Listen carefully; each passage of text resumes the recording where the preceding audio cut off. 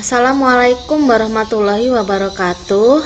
Hari ini saya akan menyampaikan tugas PPG saya, yaitu 3LK3.1 berkaitan tentang best practice yang saya laksanakan selama menjalani proses pelaksanaan PPG.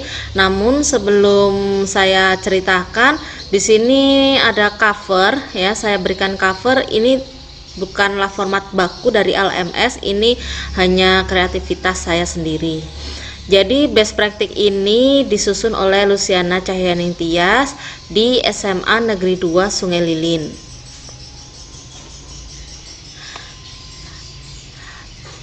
Khususnya pada program kuliah PPG dalam jabatan kategori 1 gelombang 2 di Universitas Muhammadiyah Surakarta.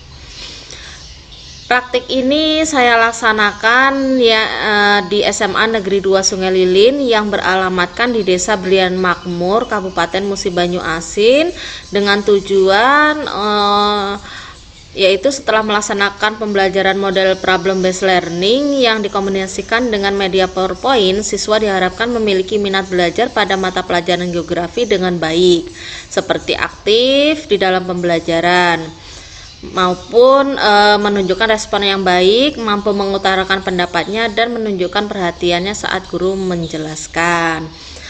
Penulis dari praktik ini yaitu saya sendiri, Luciana Cahyaning Tias, pada 16 Januari 2023. Kondisi yang menjadi latar belakang permasalahan ini ada faktor internal dan faktor eksternal, yaitu yang pertama, peserta didik kecanduan bermain game online hingga larut malam, kurangnya pemanfaatan waktu untuk belajar, metode mengajar guru kurang melibatkan siswa, guru masih sering menggunakan model pembelajaran yang konvensional. Yang kelima, cara penyampaian materi pembelajaran yang kurang menarik. Yang keenam, kurangnya dukungan dari pihak keluarga. Nah, jadi dari latar belakang di atas terlihat sekali perubahan sikap peserta didik saat mengikuti pembelajaran. Perubahan tersebut diantaranya yaitu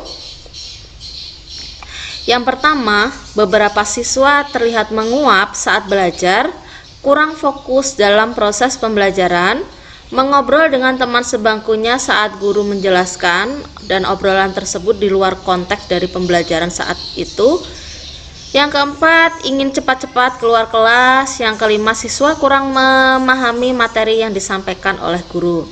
Praktik ini penting untuk dibagikan karena yang pertama, sebagian guru mengalami permasalahan yang hampir sama dengan permasalahan yang saya hadapi. Yang kedua, praktik pembelajaran ini bisa memotivasi saya dan guru lain untuk mendesain pembelajaran yang kreatif dan inovatif. Yang ketiga, praktik pembelajaran ini bisa menjadi referensi dan inspirasi guru-guru lain bagaimana cara mengatasi permasalahan pembelajaran ini. Peran dan tanggung jawab saya dalam praktik ini, jadi dari latar belakang di atas, maka sebagai pendidik saya memiliki tanggung jawab untuk mencerdaskan putra dan putri bangsa. Saya ingin membantu dan berkewajiban untuk menumbuhkan kembali minat belajar peserta didik yang terlihat mulai memudar melalui berbagai cara, baik dengan pendekatan maupun dengan metode mengajar di kelas, agar mereka dapat menemukan pembelajaran yang bermakna dan mencapai kebahagiaan. Namun di dalam melaksanakan praktik tersebut bukanlah hal yang mudah. Saya mengalami banyak sekali tantangan untuk mencapai tujuan tersebut. Di antaranya yang pertama yaitu peserta didik kurang mau terbuka dengan guru saat dilakukannya pendekatan. Jadi mereka terlihat malu-malu saat ditanya. Yang kedua, siswa kurang konsisten dan cenderung mudah berubah-ubah. Yang ketiga, guru harus mampu menguasai IT. Yang keempat, guru harus mampu menggunakan media pembelajaran yang kreatif, inovatif, dan menarik minat peserta didik untuk mengikuti pembelajaran. Yang kelima, guru harus mampu membangun aktivitas dan partisipasi peserta didik di dalam pembelajaran. Yang keenam, guru harus mampu menciptakan suasana belajar yang mudah, asik, seru, menantang, dan menyenangkan. Berdasarkan tantangan tersebut, maka dapat disimpulkan bahwa tantangan yang dihadapi oleh guru itu berkaitan dengan tentang kompetensi yang dimiliki, yaitu kompetensi pedagogik, sedangkan dari peserta didik yaitu berkaitan tentang minat peserta didik. Maka langkah-langkah yang saya lakukan untuk menghadapi tantangan tersebut diantaranya yaitu saya melakukan pendekatan dan memberikan keyakinan kepada siswa secara pribadi mengenai permasalahan yang berkaitan dengan minat belajar di dalam pembelajaran. Yang kedua, berkolaborasi dengan kepala sekolah, teman sejawat, siswa, teman-teman mahasiswa PPG Angkatan 1 Gelombang 2, dan yang utama dengan dosen pembimbing serta guru pamong melalui wawancara sederhana ataupun sharing pengalaman mengenai permasalahan, solusi, persiapan, dan proses pelaksanaan. Yang ketiga, mencari informasi baru mengenai pembelajaran yang inovatif dan cara membuat media pembelajaran yang menarik melalui pelatihan online dan sumber lainnya. Yang keempat, menyusun perangkat pembelajaran yang inovatif dan menarik agar peserta didik memiliki minat belajar di dalam pembelajaran. Yang kelima, mempraktikkan pembelajaran yang inovatif dan menarik tersebut tentunya. Sumber daya atau materi yang digunakan di dalam praktek yang pertama ini, saya menggunakan materi dinamika kependudukan di kelas 11 dengan model pembelajaran problem based learning. Media yang saya gunakan yaitu PowerPoint, interaktif, dan LKPD yang menarik, serta alat yang saya gunakan untuk menampilkannya yaitu LCD projector. Sedangkan untuk praktik yang kedua yaitu saya menggunakan materi negara maju dan negara berkembang di kelas 12 dengan model media dan alat yang sama dengan praktek pembelajaran yang pertama.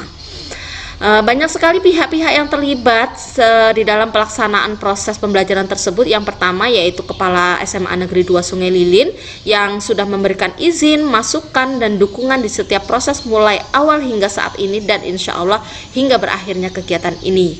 Yang kedua tentunya rekan-rekan yang selalu memberikan dukungan, bantuan, masukan, dan kritikan agar saya menjadi lebih baik lagi ke depannya. Yang ketiga, teman-teman mahasiswa yang selalu memberikan semangat, motivasi satu sama lainnya, khususnya geografi kelompok 2. Yang keempat, dosen pembimbing dan guru pamong yang dengan sabar selalu memberikan arahan yang sangat bermanfaat untuk terlaksananya proses pembelajaran inovatif ini. Yang kelima yaitu tak lupa pula keluarga yang selalu memberikan semangat dan doa untuk keberhasilan di setiap proses yang saya jalani. Praktik pembelajaran ini bertujuan untuk mengatasi masalah yang berkaitan dengan minat belajar peserta didik di dalam pembelajaran, bermula dengan melakukan identifikasi masalah, kajian literatur dari berbagai sumber, menentukan solusi, hingga menyusun praktik pembelajaran. Hal ini saya lakukan dimulai sejak bulan September hingga Januari 2023. Setelah melaksanakan praktik pembelajaran ini, banyak sekali dampak yang saya rasakan terhadap siswa saya. Yang pertama yaitu siswa menjadi lebih bersemangat di dalam pembelajaran, terlihat tidak ada lagi yang menguap atau sering izin keluar kelas.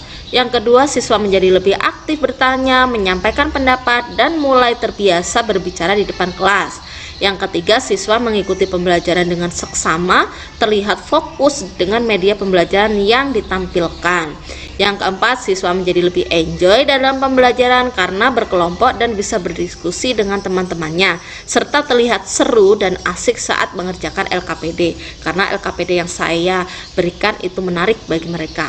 Yang kelima yaitu saya menjadi lebih semangat melakukan pembelajaran menggunakan IT karena mempermudah saya dalam menyampaikan materi dan melaksanakan evaluasi. Demikianlah cerita tentang praktik atau best practice saya. Semoga menjadi inspirasi untuk teman-teman dan khususnya saya untuk bisa menjadi referensi buat saya supaya saya menjadi lebih baik ke depannya. Saya akhiri, wassalamualaikum warahmatullahi wabarakatuh. Terima kasih banyak saya ucapkan untuk berbagai pihak yang sudah membantu saya.